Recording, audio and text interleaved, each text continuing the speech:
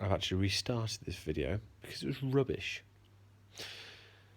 Mind of Evil, Episode 5, not the greatest episode in the world. I am not fussed about a machine floating in and out of existence as being the principal threat here. It's not that scary, it's not that worrying, although the Master seems terrified of it, which is odd, because the Master thus far has been utterly confident, utterly suave, and for this first part of this episode, it's just a bit of a mess.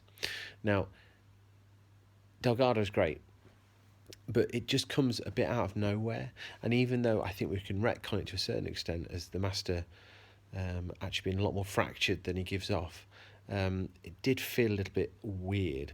Another ham-fisted element of this episode is Major Carruthers or Carstairs or Crumbly Bum, who is there purely because Yates is out of action for a bit.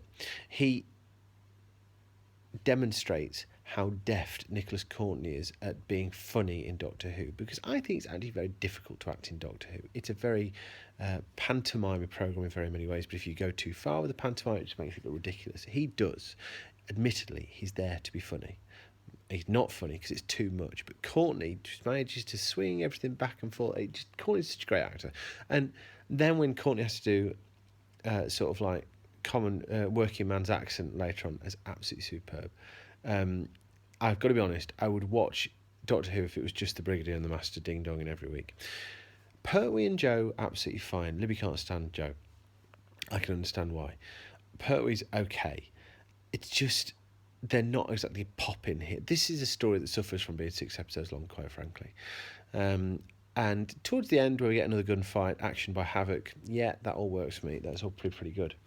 But yeah, I think the longer this story goes on, the more you recognise that the best part of it was the peace conference at the start. That was good. I liked the peace conference. It was a whole different take for Doctor Who. You suddenly realised, in a very strange, subverted type way, we're actually based under siege here.